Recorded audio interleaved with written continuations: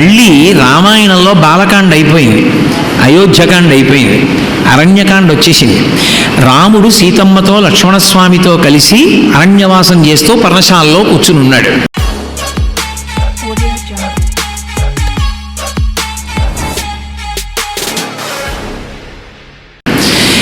ఈ మారీచుడు చూశాడు. ఎప్పుడో చూశాను బ్రహ్మచారిగా, ఇప్పుడు ఈ పిల్లాడికి పెళ్ళైపోయింది, అరణ్యవాసానికి వచ్చాడు, నారచీరలు కట్టుకుని ఉన్నాడు. బహుశా ఇప్పుడు మనం ఏం చేయలేడేమో, వెళ్ళి సంహరిద్దామని పాతపగ దృష్టిలో పెట్టుకుని ఇంకో 2 రాక్షసుల్ని పిలిచాడు, ఎందుకైనా మంచిదని. ఆ 2 కూడా తీసుకుని రాముడు అక్కడ కూర్చుని ఉండగా విశేషమైన వేగంతో రాముడి మీదగా పరిగెడుతున్నారు.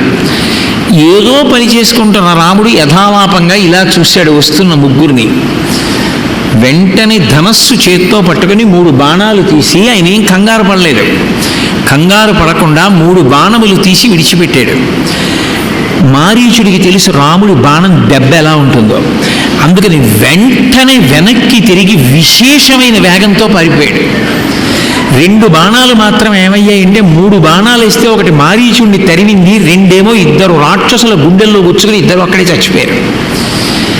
అప్పుడు పారిపోయి వచ్చేసాను రావణ. అప్పుడు పారిపోయి వచ్చేసిన వాడిని నువ్వు నమ్ము, ఆనాటి నుంచి ఈనాటి వరకు నేను గుహ దాటి బయటికి వెళ్ళను. ఎందుకు వెళ్ళానో తెలుసా?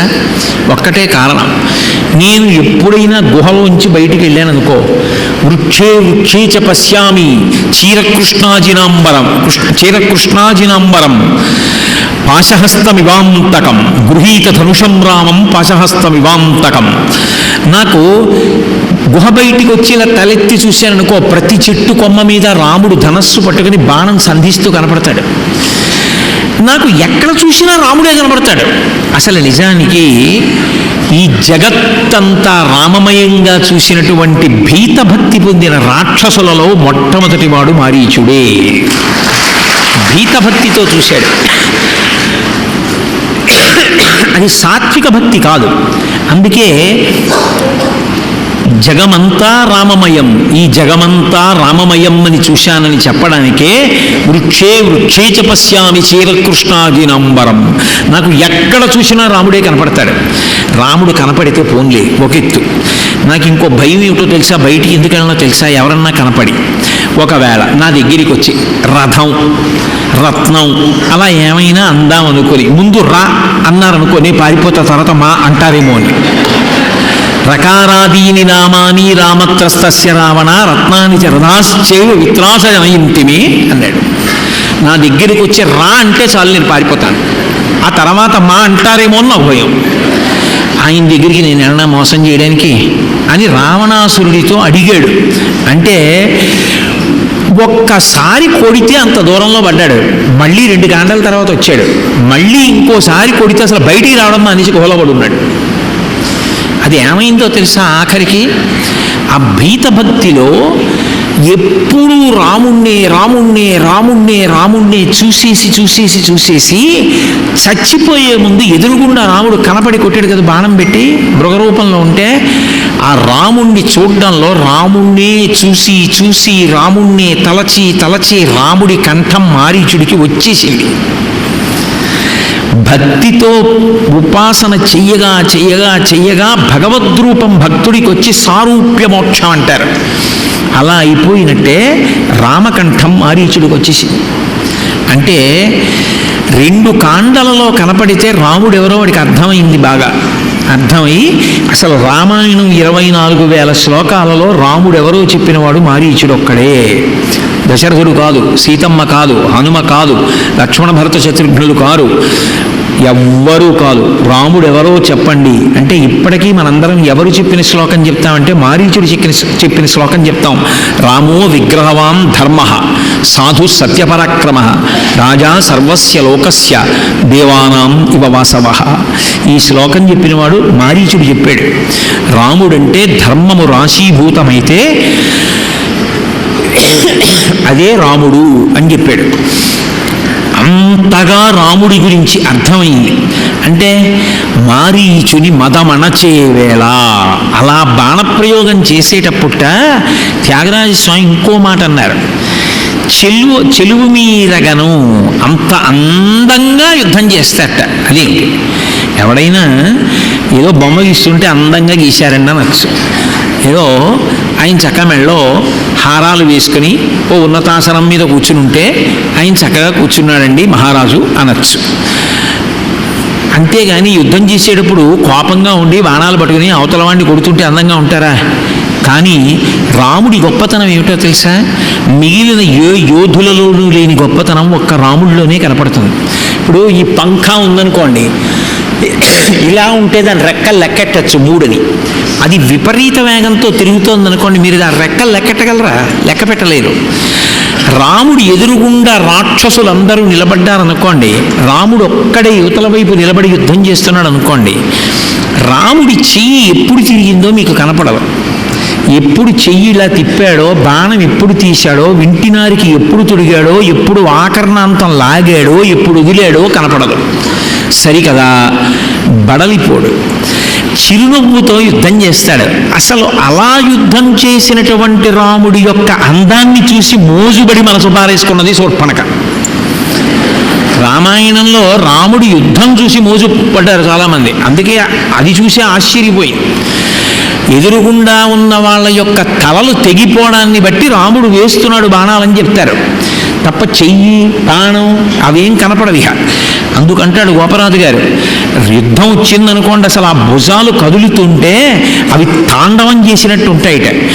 బండన భీముడు అర్కజన బాంధవుడుజ్వల బాణతూణ కోదండ కళాప్రచండ భుజతాండవ కీర్తికి రామమూర్తికి రెండవ సాటి దైవమికలేడనుచున్ గడకట్టి భేరికాడండడండడండనిడ జండము నిండ మత్త వేదండమునిక్కి సాటదను దాశరథి కరుణాపయోనిధి అంటాడు. 14,000 మంది కరదూషణాది రాక్షసుల్ని ఒక్క రాముడే పడగొట్టేశాడు. అంతటి యోధాన యోధుడు. అటువంటి వాడు మారీచుణ్ణి కొడుతున్నప్పుడు చెలువు మీరగను మారీచుని మదమణచే వేళ అలకలల్లలాడగని ఆ రాణ్ముని ఇటు పొంగెను. నీవిచ్చిన అస్త్రబలం ఇవాళ మారీచుణ్ణి కొట్టాడు, రేపు రావణుణ్ణి కొట్టాడు. లోకంలో రాక్షసులు లేకుండా తుడిచిపెట్టేయడానికి వచ్చాడు ఆయన. నారాయణుడు చంపగలడు, కానీ సుదర్శనం పట్టుకోడు రాముడిగా. ఇప్పుడు రాముడికి కావలసినటువంటి సమస్తమైన అస్త్ర విద్య నేను ఇచ్చాను గురువుగా. నేను గురువుగా ఇస్తే రాముడు అలా చంపుతుంటే నాకెంత సంతోషం అని రాముడి ముఖం మీద అలకలల్లలాడగని నేనిచ్చిన విద్య అని గురువుగారు ఎంత పొంగిపోయాడో ఆ శిష్యుణ్ణి చూసుకుని. రామకృష్ణానంద స్వామి ఎంత పొంగిపోయారో త్యాగరాజస్వామిని చూసుకుని. శొంఠి వెంకటరమణయ్య గారు ఎంత పొంగిపోయారో త్యాగరాజస్వామిని చూసుకుని. త్యాగరాజస్వామి ఎంత పొంగిపోయారో తన శిష్యుల్ని చూసుకుని గురు శిష్య సంబంధం యొక్క గొప్పతనాన్ని చెప్తున్నారు త్యాగరాజస్వామి. కాబట్టి అలకలల్లలాడగని ఆ రాణ్ముని మనము ఎంత రాణ్ముని మనసు ఎంత పొంగెను. ఇప్పుడు అంటే చెలువు మీరగను మారీచుని మదమణచే వేళ ఒకటోసారి.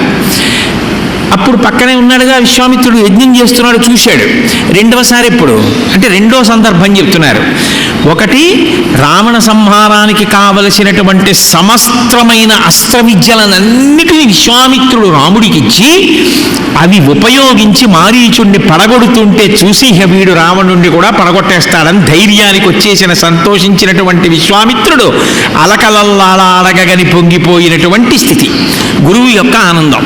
రెండోది ఇప్పుడు అసలు రామాయణంలో అవతార ప్రయోజనం పూర్తవ్వాలంటే రాముడు శ్రీరాముడు అవ్వాలి. అంటే సీతారాముల యొక్క వివాహం జరగాలి.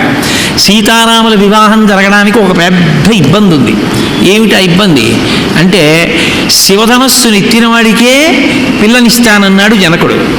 ఇప్పుడు మీరు రాముడితో ఆ మాట చెప్పారనుకోండి, రాముడు అంటాడు, రాముడు ధర్మాత్ముడు, ఆయన అంటాడు నాకు ఎవరు భార్యగా ఉండాలో మా నాన్నగారు చెప్పాలి తప్ప ఊళ్ళో వాళ్ళకి ఎందుకండి, పైగా నేను ధనస్యత్తరం ఏమిటి, ఆయన పిల్లనివ్వడం ఏమిటి, నేను పెళ్లి చేసుకోవడం ఏమిటి, మా నాన్నగారు చెప్పాలి నాకు ఎవరు భార్యో, అందుకు నేను చేసుకోనంటాడు. గురువుగారంతటి వాడు అలా అనిపించుకుంటే ఏమైనా గౌరవం ఉంటుందా? ఉండదు. అందుకే విశ్వామిత్రుడు ఎంత తెలివితేటలుగా వ్యవహరించాడంటే సీతారామ కళ్యాణం చేసిన వాడు విశ్వామిత్రుడు అన్న కీర్తి తనకి రావాలి. అందుకే సిద్ధాశ్రమంలో యజ్ఞం పూర్తయిపోయాక నేను జనకుడి దగ్గరికి ఎడుతున్నాను. అక్కడ అక్కడ శివధనస్సు అని ఒక ధనస్సు ఉంది, అద్భుతమైన ధనస్సు, అది పరమశివుడు పట్టుకున్న ధనస్సు. అక్కడ యజ్ఞం జరుగుతోంది, వెడుతున్నానన్నాడు. అంటే మరి క్షత్రియులు, రాజులు, వాళ్ళకి ధనస్సు చూడాలని ఉంటుందా ఉండదా? ఓ యజ్ఞం చేసిన వాడికి శృక్కు శ్రవం అంటే ఇష్టం, ఓ ప్రవచనం చేసేవాడికి రామాయణ వ్యాఖ్యాన గ్రంథాలు ఏమైనా దొరికాయి అనుకోండి ఒకసారి తిప్పి చూస్తాడు సంతోషం కొద్దీ. ఓ పురోహితుడికి పంచాంగం అంటే ఇష్టం, ఓ చదువుకునే పిల్లాడికి కలం అంటే ఇష్టం, ఓ శిల్పాలు చెక్కేవాడికి ఊలంటే ఇష్టం, మహారాజులకు ధనస్సులంటే ఇష్టం. కాబట్టి శివధనస్సు అక్కడ ఉందంటే చూడ్డానికి ఎడతాడా వెళ్ళడా? కాబట్టి రామలక్ష్మణులు ఇద్దరూ గురువుగారితో వెళ్ళారు. వెళ్ళిన తర్వాత అబ్బాయి ఈ ధనస్సు ఎత్తితే నీకు పిల్లనిస్తారా, సీతమ్మ చాలా గొప్పది అన్నాడు అనుకోండి విశ్వామిత్రుడు. గురువుగారిది మా నాన్నగారు చూడవలసిన విషయం కదా అన్నాడు అనుకోండి రాముడు. విశ్వామిత్రుడు పరువు ఏమైపోతుంది? అందుకే పైకి అనడు విశ్వామిత్రుడు, ఎంత గౌరవాన్ని నిలబెట్టుకున్నాడో. కానీ కళ్యాణం జరగాలి. అందుకే తెలివితేటలుగా ఏం చేశాడంటే మాట్లాడేసి ఏదో ఆ జనకుడితో మాట్లాడినట్టు మాట్లాడి ఏ తద్దర్శయ భద్రం తే కృతకామ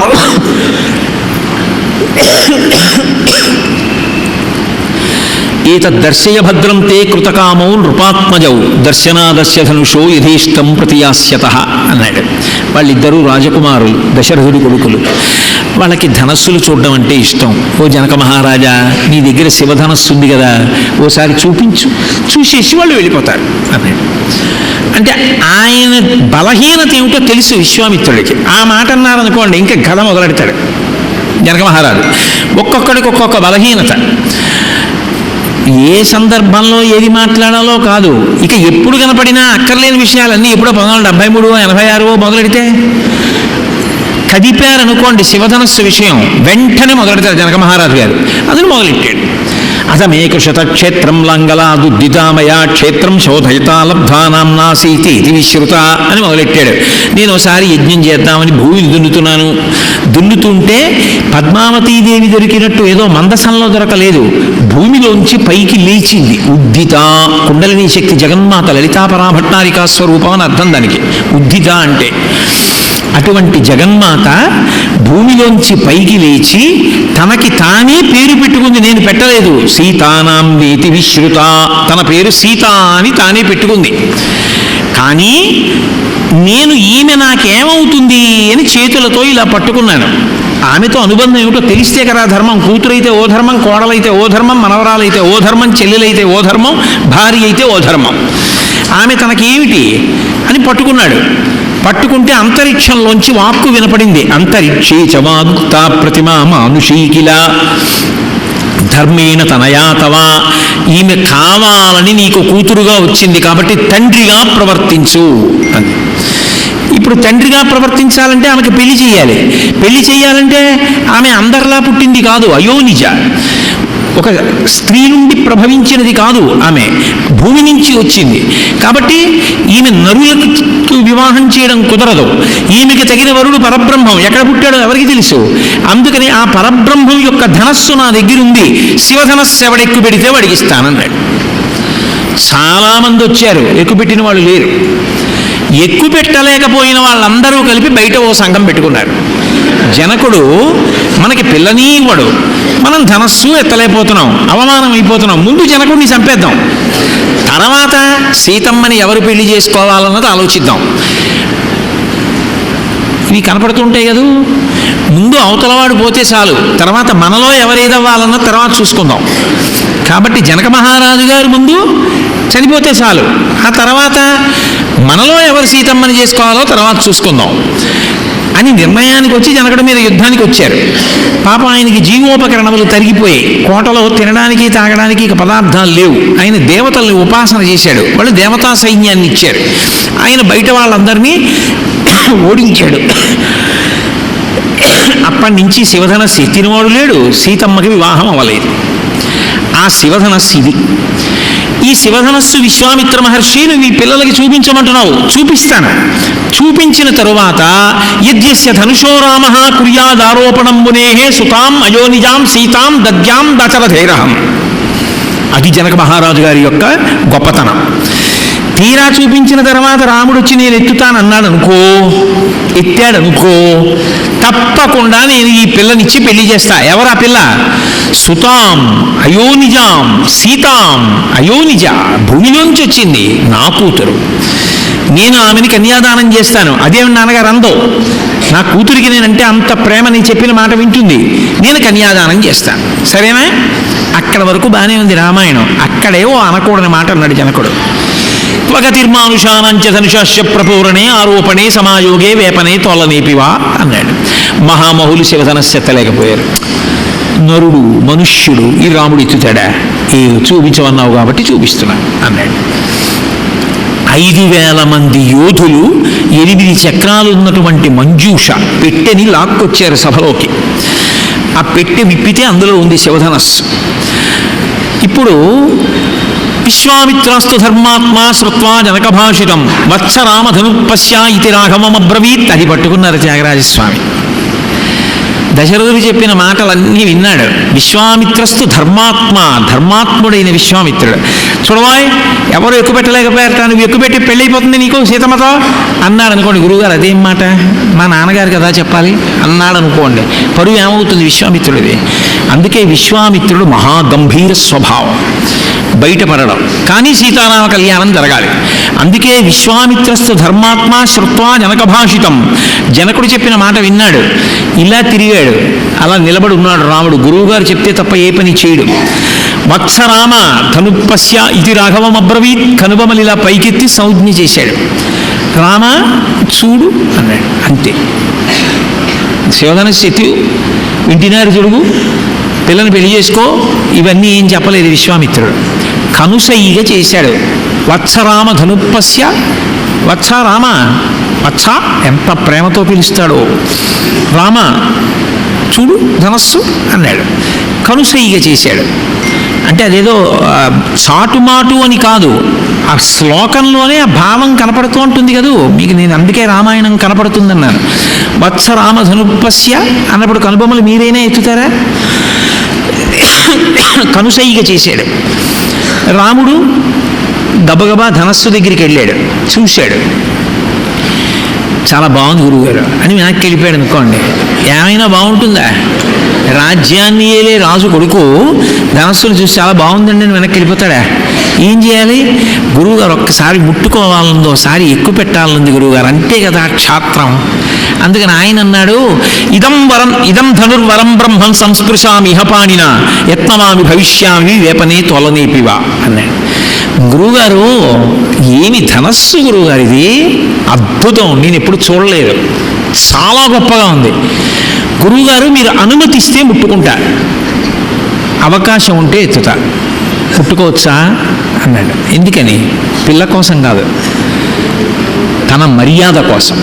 మహారాజ కుమారుడిగా అది మర్యాద. అప్పుడు బాఢమిచ్చేవ తంరాజా మునిశ్చ సంభాషత. జనక మహారాజు గారి గొడవ ఏమిటంటే, అలాగే అంటే ఎత్తలేక ఊరుకుంటాడు, పెట్టి లోపల తీసుకుపోతారు, వెళ్ళిపోతాడని ఆయన కంగారు అయింది. ఇలా ఎంతమంది వచ్చారు, ఎంతమంది వెళ్ళిపోయారని అడగపోయినా జనక మహారాజు గారు బాఢం అలాగే అన్నాడు. విశ్వామిత్రుడికి తెలిసి ఎత్తుతాడని, అందుకని బాఢం అన్నాడు. బాఢం అంటే ఏమిటంటే అలాగే అని. బాఢం ఇలా కనుసైగా బాఢం అన్నాడు, ఎత్తు అని అనుజ్ఞనిచ్చాడు. ఆ కనుసైగ తెలిసి గురువుగారు ముట్టుకో, నీ సంకల్పము సిద్ధిస్తుంది అని మనసులో అన్నారు అంటే గురువుగారి మాట జరగకుండా ఉండదు, ఎత్తి తీరుతారు. ఇంతమంది ఎత్తలేని శివధనస్సు రాముడెత్తాడన్న కీర్తి మూట కట్టుకుంటారు. గురువుగారు అన్నారు కాబట్టి జరుగుతుంది. ఇది రామహృదయం. రాముడు ఎత్తాలి, సీతారామ కళ్యాణం జరగాల, ఆ కీర్తి నాకు రావాలి. విశ్వామిత్ర హృదయం. ఇద్దరు పైకి మాత్రం చెప్పుకోడు, ఎవరి గౌరవం వాళ్ళు కాపాడుకుంటారు. అందుకని కనుసైగ తెలిసి. ఇప్పుడు ఆయన అనుకుంటున్నాడు ఎత్తబోయి బోర్లా పడిపోతాడా, అయిపోతుంది కథ అనుకుంటున్నాడు. ఆరోపయిత్వా ధర్మాత్మా పూరయామాస తద్దను తత్వపంచధనుర్మధ్యే నరశ్రేష్ఠో మహాయశాః. ఆ ధనస్సుని అవలీలగా పైకి ఎత్తేయడం అయిపోయింది, వింటినారి విప్పేయడం అయిపోయింది, పైకి తొలగడం అయిపోయింది, ఆకర్ణాంతం లాగడం, పెడపెడధ్వనులతో శివధనస్సు విరిగిపోవడం అయిపోయింది. రాముడు, లక్ష్మణుడు, విశ్వామిత్రుడు, జనకుడు తప్ప సభలో ఉన్న అందరూ ఆ శబ్దానికి మూర్ఛపోయారు. ఇప్పుడు జనకుడు ఏం చేశాడంటే గబగబా బంగారు కలశతో నీళ్లు పట్టుకుని రాముడి దగ్గరికి వచ్చాడు. నేను నీకు కన్యాదానం చేస్తున్నాను, చెయ్యి చాపు నీళ్లు పోసేస్తానన్నాడు. రాముడు అన్నాడు, దీయమానాం నతు తదా ప్రజగ్రాహ రాఘవ అవిజ్ఞాయ పితుశ్చంథ అయోధ్యాధిపతే ప్రభో. బాలకాండలో లేదు, అయోధ్యకాండలో ఉంది, అనసూయమ్మకి సీతమ్మ చెప్పిన చోట. పిల్లనివ్వడానికి నువ్వెవరు, పుచ్చుకోవడానికి నేనెవరు? ఆమె నాకు భార్యగా తగినదో కాదో నిర్ణయించవలసింది దశరథుడు. దశరథుడు వచ్చి, రామా ఈమె నీకు తగిన ఇల్లాలు, ఈమెను నువ్వు స్వీకరించు అంటే అప్పుడు తాళి కడతాను, అప్పుడు పాణిగ్రహణం చేస్తాను. అంతేగాని శివధనస్సు ఎక్కువ పెట్టానంటే నేను రాజకుమారుణ్ణి ఎక్కువ పెట్టాను, అంతేగాని పిల్లని పుచ్చుకోవడం భార్యగా తప్పు నేను కాదు నిర్ణయించుకోవలసింది. ఒక వ్యక్తికి భార్యగా ఎవరుండాలో నిర్ణయించవలసినది తండ్రియే. దీయమానాం నతు తదా ప్రతిజగ్రాహ రాఘవ అవిజ్ఞాయ పితుశ్చంథ అయోధ్యాధిపతే ప్రభో. అయోధ్యాధిపతి అయిన మా తండ్రి దశరథ మహారాజు నిర్ణయిస్తే తప్ప నేను చేసుకోను. సీతారామ కళ్యాణంలో పెద్ద మలుపు ఏమిటంటే ఆ దశరథ మహారాజు గారు కూడా నిర్ణయం ఏం చేయలేదు. నిజానికి ఆయన కూడా జనక మహారాజు గారి యొక్క ప్రతిహారులు ఎడితే వశిష్ఠో వామదేవశ్చాజాబాలి యథకాశ్యప కాత్యాయన సుయజ్ఞశ్చా గౌతమో విజయస్తథా. ఋషులందరూ సభలో ఉన్నారు. వాళ్ళని అడిగాడు జనక మహారాజు, యదిజో రోచతే వృత్తం జనకస్య మహాత్మనః. మీకు జనక మహారాజు గారి యొక్క నడవడి ఎటువంటిదో తెలుసా, మనం వియ్యం అందచ్చా అడిగాడు. మా భూత్కాలస్య పర్యయ, పెళ్లి విషయంలో ఆలస్యం చేయకూడదు రేపు మాపు అని మీకు తెలుసా చెప్పండి అన్నాడు. అయ్యో జనకుడు చాలా మంచివాడన్నాడు ఋషులు. అయితే మీరు ముందు బయలుదేరండి, వెనక నేను వస్తున్నాను, ఒకవేళ పెళ్లి చేయవలసి వస్తే కావలసిన సంబారాలన్నీ పట్టుకుపదండి అన్నాడు. అందరూ కలిసి మిథిలా నగరానికి చేరుకున్నారు. జనక మహారాజు గారు సీతమ్మని పెళ్లి చూపులు చూడడం చూసి నేను మీ అమ్మాయిని కోడలుగా చేసుకుంటానన్నమో చేయలేరు దశరథ మహారాజు గారు. చిత్రం ఏమిటంటే అటుపక్క జనకుడు కూర్చున్నాడు. జనకుడు కోరి కోరి తన తమ్ముడు కుశధ్వజుణ్ణి పిలిపించుకున్నాడు. యువతల పక్కన దశరథ మహారాజు గారు కూర్చున్నాడు. ఆయనకి బ్రహ్మగారు వశిష్ఠుడు కూర్చున్నాడు. నా కూతుర్ని సీతమ్మని, రెండవ కుమార్తె ఆ ఊర్మిళని నీ కుమారులైన రామలక్ష్మణులకి ధర్మపత్నులుగా ఇవ్వాలనుకుంటున్నాను అన్నాడు జనకుడు. అంటే దశరథ మహారాజు గారు ఒక గొప్ప మాట అన్నాడు, దాతృ ప్రతిగృహీతృభ్యాం. అయినా అదేమిటా నువ్వు అలా అంటావు? లోకంలో పుచ్చుకునేవాడు ఇచ్చేవాడి దగ్గర వినయంతో ఉండాలి. నా కొడుక్కి భార్యని, నాకు కోడల్ని ఇస్తున్నవాడివి నువ్వు ఇవ్వకపోతే మా వంశం ఎలా నిలబడుతుంది? ఇస్తున్నవాడివి నువ్వు, కోడల్ని నేను, ధర్మపత్నిని వాడు పుచ్చుకుంటున్నాం. మేము నీ దగ్గర తలదించుకుని వినయంతో ఉండాలి. నువ్వు వినయంతో మాట్లాడతావేమిటి? ఆడపిల్లని కన్నా తండ్రి తలెత్తుకుని గౌరవంగా ధైర్యంగా మాట్లాడాలి అని. నువ్వు ఇస్తానండం నేను పుచ్చుకోవడం కాదు, అసలు మా వంశం ఎంత గొప్పదో నీకు తెలియాలి, నీ వంశం మాకు తెలియాలి. ఉభయ వంశములు ఇద్దరికి నచ్చితే అప్పుడు పెళ్ళి. కాబట్టి అసలు మా వంశం విను అన్నాడు. అది భారతీయ ధర్మం. ఎంత మర్యాదతో నడిచిందో చూడండి సీతారామ కళ్యాణం. అంటే అప్పుడు వశిష్ఠ మహర్షి లేచి చెప్పాడు, మొట్టమొదట అవ్యక్తం, ఈ సృష్టి లేదు, ఈ అవ్యక్తము నుండి మొట్టమొదట వచ్చిన వాళ్ళు బ్రహ్మకు మరీచి, మరీచికి కశ్యపుడు, కశ్యపునికి సూర్యుడు, సూర్యునికి మనువు, మనువుకి ఇక్ష్వాకువుకి కుక్షి, కుక్షికి వికుక్షి, వికుక్షికి బాణుడు, బాణుడికి అనరణ్యుడు, అనరణ్యునికి పృథువు, పృథువుకి త్రిశంకువు, త్రిశంకువుకి దుందుమారుడు, దుందుమారుడికే యువనాశ్వుడు అని పేరు. దుందుమారుడు లేక యువనాశ్వుడు. ఆయనకి మాంధాత, మాంధాతకి సుసంధి, సుసంధికి ధ్రువసంధి, ప్రసేనజిత్ అని ఇద్దరు కొడుకులు. ధ్రువసంధికి భరతుడు, భరతునికి అసితుడు, అసితునికి సగరుడు, సగరుడికి అసమంజసుడు, అసమంజసునికి అంశుమంతుడు, అంశుమంతునికి దిలీపుడు, దిలీపునికి భగీరథుడు, భగీరథునికి కకుత్సుడు, కకుత్సునికి రఘువు, రఘువుకి ప్రవృద్ధుడు, ప్రవృద్ధునికి శంకనుడు, శంకనుడికి సుదర్శనుడు, సుదర్శనుడికి అగ్నివర్ణుడు, అగ్నివర్ణుడికి శీఘ్రగుడు, శీఘ్రగుడికి మరువుకి ప్రశిష్యుకుడు, ప్రశిష్యుకునికి అంబరీషుడు, అంబరీషునికి నహుషుడు, నహుషుడికి యయాతి, యయాతికి నాభాగుడు, నాభాగునికి అజుడు, అజుడికి దశరథుడు, దశరథుడికి రామలక్ష్మణ భరత శత్రుఘ్నుడు. ఇది ఇక్ష్వాకు వంశం. ఇలా వచ్చింది. ఇప్పుడు ఈ వంశం అంతా నువ్వు విన్నావు కదా, నీ పిల్లనివ్వడానికి అభ్యంతరమా?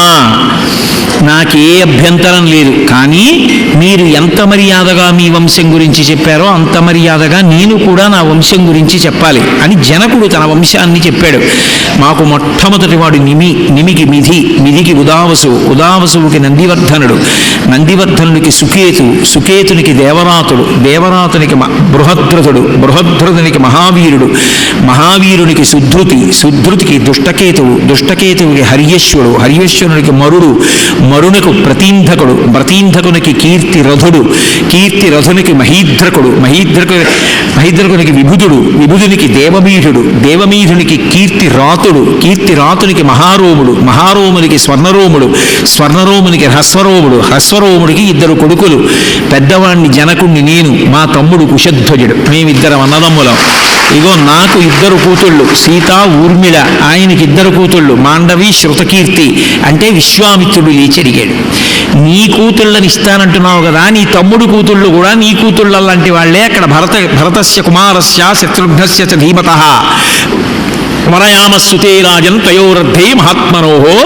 ఇంకో ఇద్దరు పిల్లలు ఉన్నారు కదా, మగపిల్లలు, నీ తమ్ముడు కూతుళ్ళను కూడా వాళ్ళకి నువ్వు పెదనాన్నగా నీది అధికారం అన్నాడు. తప్పకుండా ఇస్తాను, తిర్దదామిన సంశయ, 3 మాటలు అంటున్నారు, ఇస్తాను ఇస్తాను ఇస్తాను, ఇక తిరుగులేదు అని.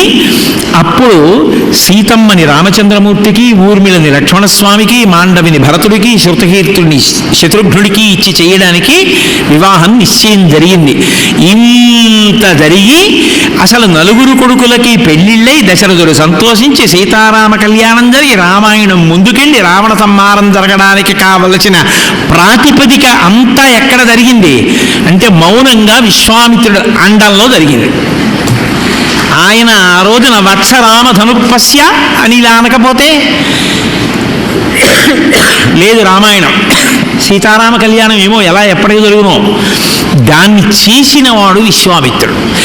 అప్పుడు శివధనస్సుని ఎత్తుతుంటే బాలరాముడు, ఇప్పుడిక సీతారామ కళ్యాణం అవుతుంది సుమా, లోకానికి క్షేమం చేకూరుతుంది, రావణ సంహారం అవుతుంది, రాముడు వచ్చిన అవతార ప్రయోజనం పూర్తవుతుంది, సీతమ్మ అయోనిజగా ఇక్కడ పుట్టినందుకు ధన్యత చేకూరింది, సీతారాములు ఒకటవుతున్నారు అని సంతోషించి త్రికాలవేది భూత భవిష్యత్ వర్తమాన కాలములు తెలుసున్నటువంటి విశ్వామిత్రుడు శివధనస్సును ఎత్తుతున్నటువంటి బాలరాముని యొక్క నుదురి మీద పడిన అలకలు చూసి పొంగిపోయిన సంతోషం ఉన్నదే, ఆ సంతోషానికి త్యాగరాజస్వామి వారు సంతోషించి కీర్తన తీసుకురావడం అంటే ఆయనకి రామాయణం మీద ఎంత పట్టు ఉంటేటువంటి కీర్తన వచ్చింది.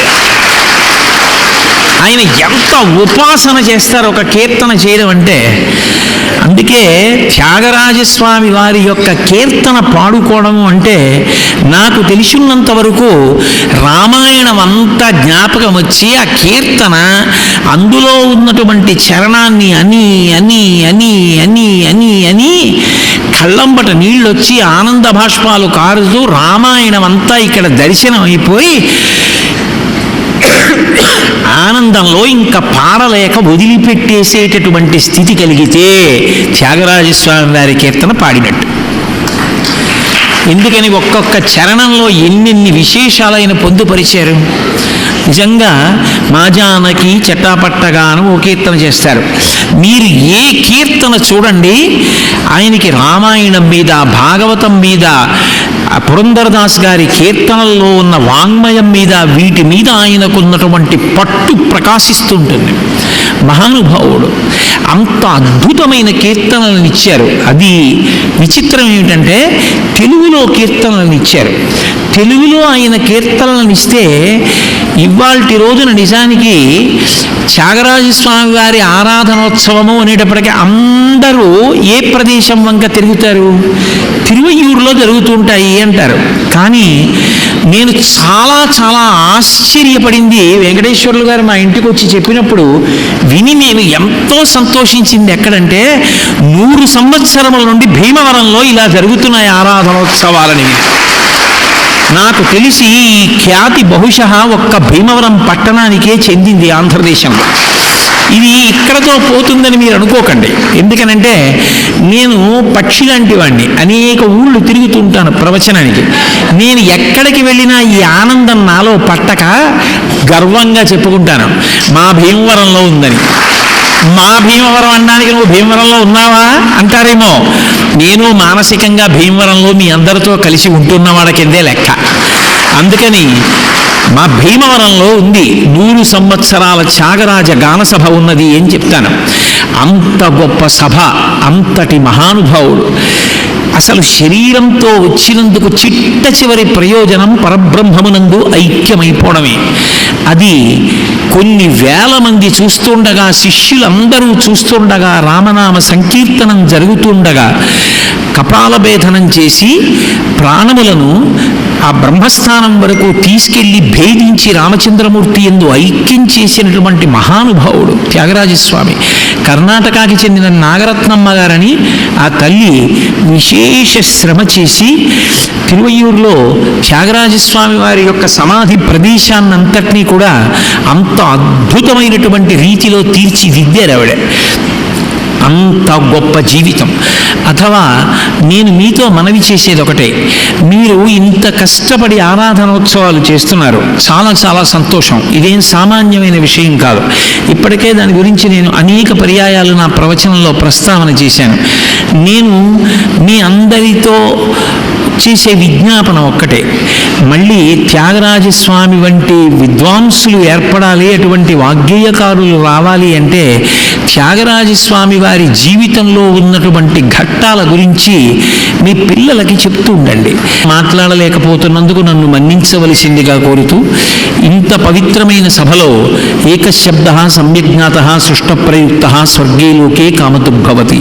ఒక్క మాట భక్తితో త్రికరణ శుద్ధిగా నమ్మి మాట్లాడినా అది సమస్త ఈప్సితములు నెరవేరడానికి కారణమవుతుందని ప్రగాఢంగా విశ్వసిస్తూ, మీ అందరూ ఇంతసేపు నేను మధ్య మధ్యలో దగ్గుతూ ప్రవచనం చేసిన ఇంత భక్తితో ఇంత ప్రేమతో విన్నందుకు మీ అందరికీ నా హృదయపూర్వకమైన కృతజ్ఞతలను ఆవిష్కరిస్తూ, మంగళాశాసన పరై మదాచార్య పురోగమై సర్వైశ్చ పూర్వైరాచార్యై సత్కృతాయాస్తు మంగళం.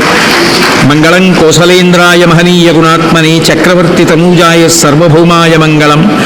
ఉమాకాంతాయ కాంతాయ కామితార్థప్రదాయినే శ్రీగిరీశాయ దేవాయ మలినాథాయ మంగళం. సర్వం శ్రీ ఉమామహేశ్వర పరబ్రహ్మార్పణమస్తు.